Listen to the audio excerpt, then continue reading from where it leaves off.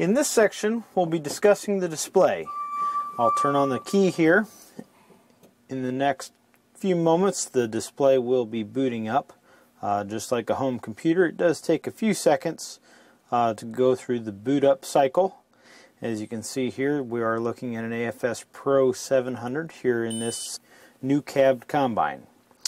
Now that the display is powered up, it comes up from the start in the run 1 run screen position. In the left hand side of the screen, you'll notice that this area pretty much stays the same no matter how you navigate through the screen. It gives us some general information and also some area for alarms. On the right hand side, this is what would be changed as we navigate through the screen. Starting here at the top, it will give us our ground speed. We're parked here in a building, so 0 miles per hour. The park brake is engaged. If I disengage the parking brake on the console, if the machine were running, it would then show a machine there with an arrow if I would then move the propulsion handle. Right now it's giving us an alarm that says the GPS position has been lost. That is also because we're indoors. At this point, we have 3 options. We can say OK, and it will continue to flash. I can ignore it, or I can press silent. In most cases, for this particular item, we'll press silent, such that when we get back outdoors, it'll start to work again. So at this point, it still flashes, it just will not give us the alarm again. If I actually press that again, I can recall that same alarm, and if I were to press ignore, now it gives me a grayed out icon and quit flashing. At this point, the combine will no longer look for a GPS signal and just assume that it's in a non-functional state. Again, I can select it again, and we'll stay with that silent mode for today. Alright, as we move down through the screen here, next you'll see an icon that shows the general shape of the combine. Within that you see all the gray components. As those components are engaged on the combine, they will turn black. As you can see here, even the unload spout is shown in an extended position. It gives us that icon down here as well. The auger is out on this particular machine as we're sitting here. Coming down, it'll also show us the reel speed, the feeder, and header icons as well. They'll turn black when those are engaged. Below that, we have a light function, turn signal or 4-ways, and then also a beacon indicator that if those items are turned on, they will be colored. To the left side is our coolant temperature bar graph, just a relative position there. On the right side is the fuel gauge. This particular machine is just over halfway full. And the lower gauge here is the DEF level, or diesel exhaust fluid. This machine just about a quarter tank. As we move down to the lower corner of the display, we see that the first item we see is a green arrow pointed down. That indicates that the combine has the feeder house below the maximum work height, and should the thresher and feeder be engaged, it would then start to record at that point. The card is installed in the side of the display. The auger's out, and as we discussed earlier, the GPS is not working because we're indoors. Alright, now that we're on the run screen, this is a screen that is defaulted from the factory. It gives us all sorts of machine information. All of this is user configurable. We've got 6 run pages that we can navigate through for machine information, as well as yield and other machine status. As I scroll across, I can just press each one of those run screens to look at more and more information. Run screen 3 here actually has a coverage map. Again, being inside, we don't have any GPS information, to show that map of the field that we may have been harvesting. Continuing across, again, all this is user definable and can be organized in any way that the operator might want. To leave the run screens, we can press the back button. Now that we've reached the main page, here we have 7 choices of additional information. We came from the run screen. Now we can go to the toolbox. In the toolbox, here you'll find general information and settings that can be changed about the combine. For instance, here we'll have display setup information. We can change operators, the layout that you actually see on the screen, and specific information related to the combine, engine, electrical, hydraulic, drives, headers, feeders, threshing system, clean grain system, residue, service, GPS, precision farming, field marks, yield, navigation, row guidance, and activation codes.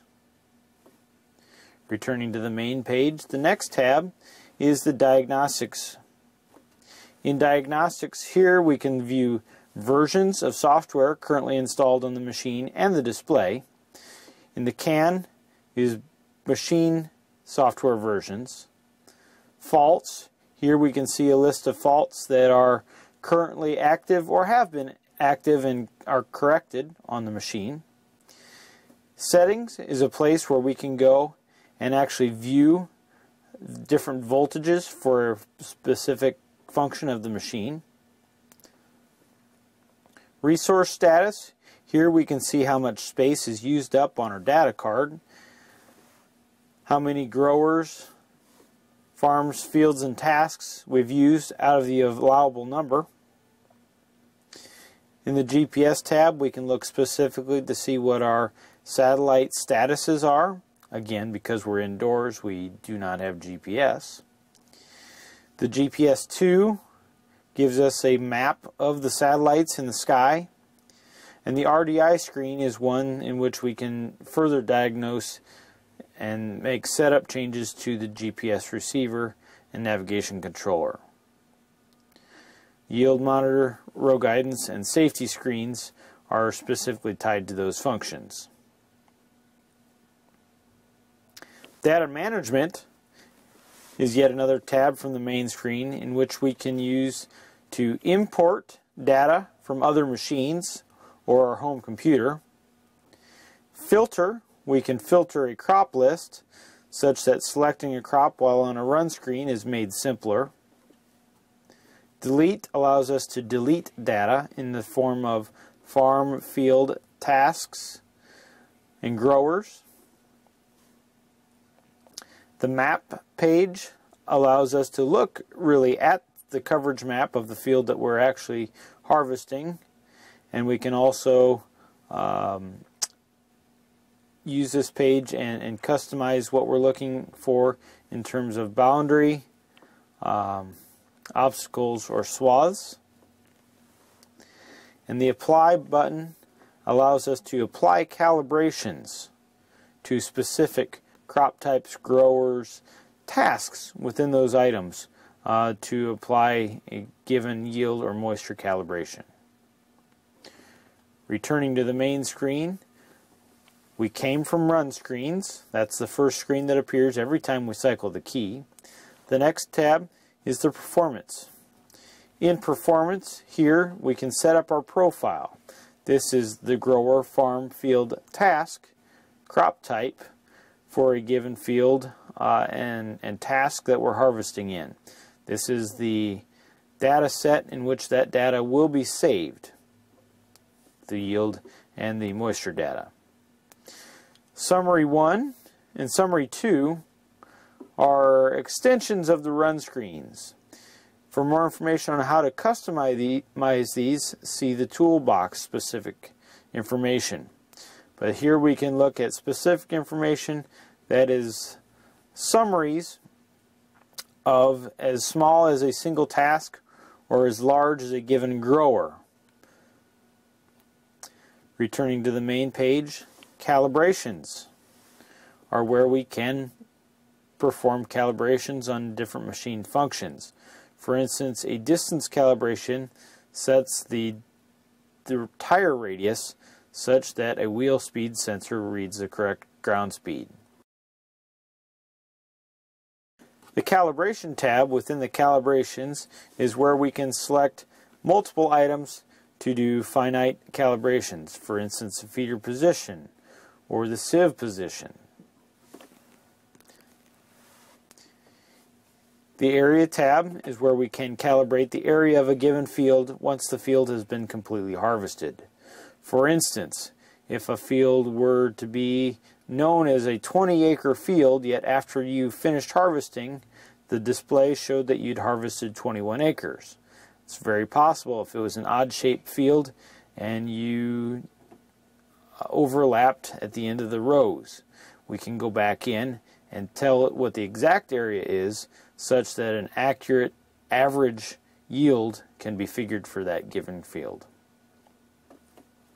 Crop calibrations are where we can adjust trade weight and trade moisture for a given crop. Moisture is where we actually calibrate the moisture sensor on the machine such that we can accurately use that in conjunction with the yield monitor, also calibrated here, to give an accurate yield map and data for a given crop in a given task within a field within a farm. Navigation is yet another item that can be calibrated for optimum performance.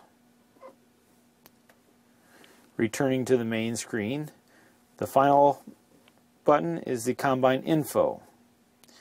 Here we can find nearly all the information that's also located within the run screens. Totals gives us our total time on the road, distance on the road. This sort of information we can use. Also note that at any given item here that has a star next to it is one that can be reset. For instance, the fuel used on a road, we can select that and reset that particular item. More specific to engine, we can look at engine speed, power, oil pressure, that type of information. Electronics, we've got good battery voltage. In the drive system, here we can see ground speed as well as the steering axle angle position.